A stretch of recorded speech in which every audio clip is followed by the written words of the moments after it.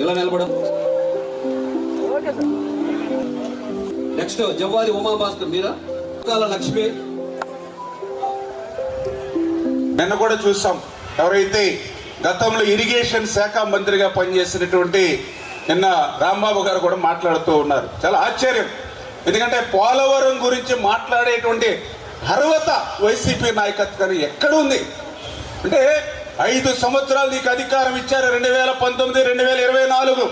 5 సంవత్సరాల్లో పోలవరాన్ని ముంచేసినటువంటి మీరు ఈవేళ పోలవరం గురించి మాట్లాడేటువంటి అర్హత మీకు ఎక్కడ ఉంది? ఆ రోజు 14, 19, 5 సంవత్సరాల తెలుగుదేశం పాలనలో 72% పూర్తి చేశాం పోలవరం ప్రాజెక్టుని. అదే ప్రభుత్వం కంటిన్యూ అయ్యి ఉంటే 2020 కల్లా పోలవరం ప్రాజెక్టు పూర్తయి ఆ గోదావరి వరద జలాలు అటు ఉత్తరాంధ్రకి ఇటు రాయలసీమకి పోయిండాయి. కానీ ప్రభుత్వం మారింది.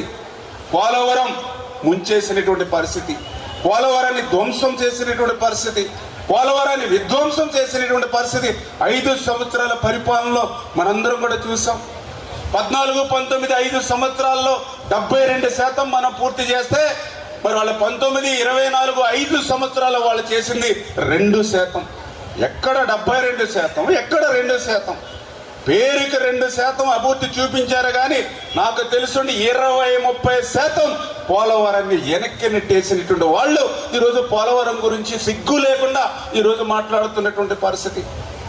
ఆ రోజు పోలవరం ప్రాజెక్టుకి సంబంధించి డయాఫ్రమ్ వాల్ 18 నెలలు కష్టపడి చంద్రబాబు నాయుడు గారు డయాఫ్రమ్ వాల్ నిర్మాణం చేస్తే నువ్వు చేసినటువంటి నిర్వాహకం ఏంటి? నీ 5 సంవత్సరాల పాలనలో ఆ యొక్క డయాఫ్రమ్ వాల్ని ధ్వంసం చేశావు. నీ పాలనలో ధ్వంసమైనటువంటి డయాఫ్రమ్ వాల్ని మళ్ళీ ఈసారి రెండవసారి మళ్ళీ మనం నిర్మాణం చేయవలసి వస్తుంది. 900 కోట్ల రూపాయలు పెట్టి మళ్ళీ ఈరోజు డయాఫ్రమ్ వాల్ నిర్మాణం చేస్తున్నామని అంటే మరి దానికి బాధ్యత నీది కాదా అని చెప్పి ఇవాళ ప్రశ్నించినటువంటి పరిస్థితి ఇవాళ జగన్మోహన్ రెడ్డి మనందరం కూడా. ఏదైతే మీరు చూశారు ఆ పోలవరం ప్రాజెక్టుకి సంబంధించి మరి ఏ రకమైన అబద్ధాలు, మరి ఏ రకమైనటువంటి అసత్యాలు చెప్తున్నటువంటి పరిస్థితి. ఆ రోజు అసెంబ్లీలో చెప్పారు 2020 జూన్ కల్లా పోలవరం పూర్తి చేస్తామన్నారు. తర్వాత 2020 డిసెంబర్ అన్నారు. తర్వాత 2021 జూన్ అన్నారు. సాక్షాత్తు అసెంబ్లీలోనే 3 సార్లు 3 డేట్లు చెప్పి ఆఖరికి ఆ రోజు ముఖ్యమంత్రి అసెంబ్లీలో చెప్పాడు పోలవరం ఎప్పటికి పూర్తవుతుందో తెలియదని చెప్పాడు.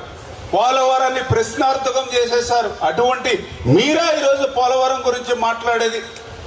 ఇదే అంబటి రాంబాబు ఏం మాట్లాడాడు ఆ రోజు?